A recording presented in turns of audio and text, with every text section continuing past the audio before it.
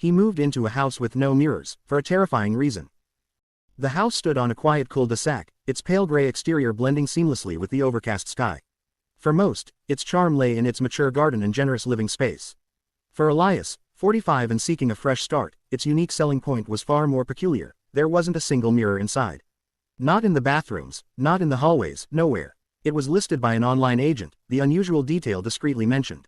Elias had jumped at the chance, paying a premium for what others might consider a glaring omission. His previous home, a modern apartment filled with reflective surfaces, had become a prison. He hadn't been able to look at his reflection for months. It had started subtly, a fleeting wrongness in his peripheral vision, then a disquieting shift in his features, a momentary distortion that twisted his familiar face into something alien. He'd blink, and it would be gone, replaced by his normal reflection. But the incidents grew more frequent, more prolonged, turning every glimpse of himself into an act of terror. The doctors had called it a rare form of prosopagnosia, a neurological disorder affecting face recognition, but one that seemed to manifest only when looking at his own face. They offered medication, therapy, but nothing had quelled the creeping dread of seeing a stranger staring back from the glass. Eventually, unable to bear the constant anxiety, Elias had retreated, avoiding all reflective surfaces, becoming a phantom in his own life. The house with no mirrors was his sanctuary, his desperate bid for peace.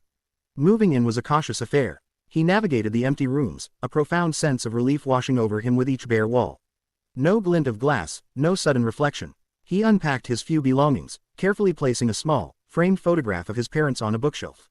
He avoided catching his reflection in the dark screen of his turned-off phone. The first few weeks were a revelation. He found he could move freely, without the constant vigilance, the fear of an unexpected reflection. He shaved by touch, dressed in the dark, and brushed his teeth with his eyes averted from the polished chrome of the faucet. He felt a lightness he hadn't experienced in years, a quiet reclaiming of his personal space.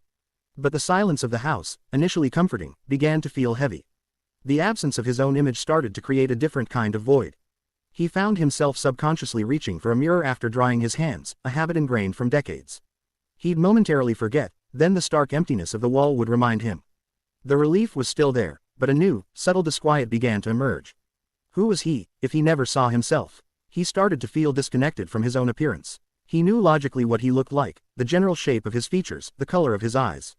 But without visual confirmation, the image in his mind began to blur, to become abstract. He'd occasionally catch a glimpse of his hands, or his forearms, but never his face. It was as if a part of him was slowly dissolving, becoming unknown. He found himself running his hands over his face more often, tracing the contours of his jaw, the bridge of his nose, as if to confirm their existence.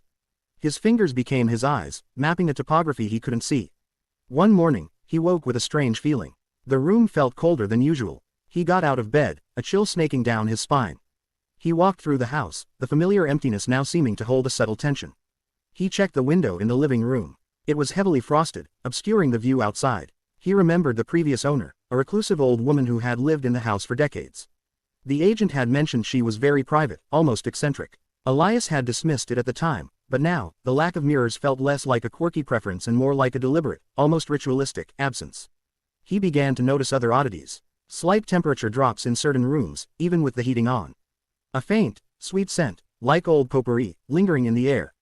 The floorboards would creak in the dead of night, not with the settling sounds of an old house, but with a deliberate, rhythmic cadence, as if someone were walking. He told himself it was his imagination, a consequence of his heightened senses in a world without reflections. The silence amplifying every creak, every shift of the house. But the feeling persisted. He felt watched, not by a person, but by the house itself. The walls seemed to breathe, the shadows to deepen with an unseen presence. One evening, he was in the kitchen, preparing a simple meal. He glanced at the darkened window over the sink. For a split second, he saw it. Not his reflection, but a gaunt, shadowy figure standing behind him, its face obscured, its form wavering like smoke. He whirled around, his heart pounding. Nothing. Just the empty kitchen, the familiar silence. Elias clutched the counter, his knuckles white. The terrifying reason for the house's mirror-less state began to unfurl in his mind. The previous owner hadn't been eccentric. She had been hiding from something. Something that couldn't be seen in a mirror. He spent the next few days in a state of growing paranoia. He sealed the windows with thick blinds, blocking out all potential reflective surfaces. He even taped over the screen of his phone, desperate to avoid another glimpse of the shadowy presence. Sleep offered no escape. His dreams were filled with warped reflections, distorted faces, and the chilling presence of the unseen figure. He started researching the house's history, delving into old property records, newspaper archives. He found little of note, only that the previous owner, a woman named Eleanor Vance, had lived a long, isolated life within its walls. She had died quietly in her sleep, leaving no known relatives. But then he found an obscure local article from decades ago, a small piece about Eleanor Vance's younger sister, Margaret, who had vanished from the house without a trace. The police investigation had yielded no clues, ruling it a runaway case. But the article mentioned a chilling detail. Margaret had been deeply disturbed in the weeks leading up to her disappearance, constantly claiming to see things in reflections, things that weren't there. She had allegedly smashed every mirror in the house in a fit of terror. Elias's blood ran cold. The no mirrors policy wasn't Eleanor's preference. It was her legacy, a desperate measure to keep something at bay. The shadowy presence in the house became more frequent, more tangible. He would hear soft whispers when he was alone, feel a cold breath on his neck. He even started to smell the sweet, cloying scent more intensely, a scent that now seemed to emanate from the walls themselves. One night, he was woken by a distinct creak from the hallway outside his bedroom. He held his breath, listening. The rhythmic footsteps, soft and deliberate, slowly approached his door. He squeezed his eyes shut, his heart hammering against his ribs. The steps stopped right outside his door. He could feel a presence, cold and ancient, pressing against the wood. He could almost hear it breathing. The air in the room grew heavy, stagnant. He understood now. The prosopagnosia, the distorted reflections, the shadowy figure, it wasn't a neurological disorder. It was a manifestation. The house hadn't just been without mirrors, it had been designed to keep something unseen from manifesting in reflections.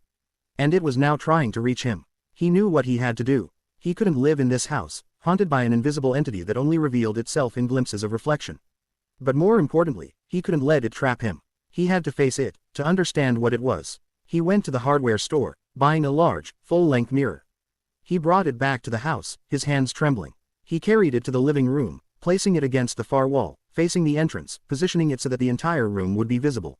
He stood before it, his breath held tight in his chest. The glass was dark, reflecting only the dim light from the room. He walked back to the entrance, his heart pounding, and then turned, slowly, to face the mirror. His reflection appeared, clear and undistorted. He stared at it, relief washing over him, quickly followed by a deepening dread. Behind him, reflected in the mirror, was the shadowy figure. It was taller now, more defined, its dark form filling the space behind him. Its head was tilted, as if observing him. Its face was still obscured, a swirling vortex of shadow, but he could feel its malevolent gaze. He took a shaky breath. He had faced his fear. He had seen it, and it was terrifyingly real. The figure in the mirror remained still, a silent, menacing presence. Elias felt a surge of defiance. This was his house now. This was his life. He wouldn't let this entity consume him like it had consumed Margaret, like it had perhaps kept Eleanor captive. He took a step towards the mirror, then another. The shadowy figure did not move, but the air around it seemed to shimmer, to grow heavier. He reached out his hand, slowly, towards the glass. As his fingers brushed the cool surface, a ripple spread across the reflection. The shadowy figure began to stretch, to distort, its form dissolving into smoke. A high-pitched, guttural shriek filled the silent house, not from his mouth, but from the dissolving entity. The glass of the mirror cracked, a spiderweb of fissures spreading across its surface. The shadowy figure convulsed, its form shrinking, contorting, before finally imploding into nothingness. Silence returned, absolute and profound. The air cleared, the sweet scent vanishing. The cracked mirror reflected only the empty room, his own slightly trembling reflection staring back at him. Elias stood there, panting, the adrenaline slowly receding. He looked at his reflection. It was just him. No distortions, no other presences. Just Elias Thorne, a man who had faced the unseen and survived. He looked at the shattered mirror, then around the quiet, now truly empty, house. The absence of mirrors had been a prison, not for him, but for the entity. By breaking the rule, by bringing in the reflection, he had forced it to manifest, and in doing so, had banished it. The house was truly his now, purged of its terrifying secret. He would get rid of the broken mirror, and perhaps, eventually, he would put new ones in. But for now, the quiet, empty walls held a new kind of peace, a peace earned through fear, understanding, and the ultimate act of confronting the unseen.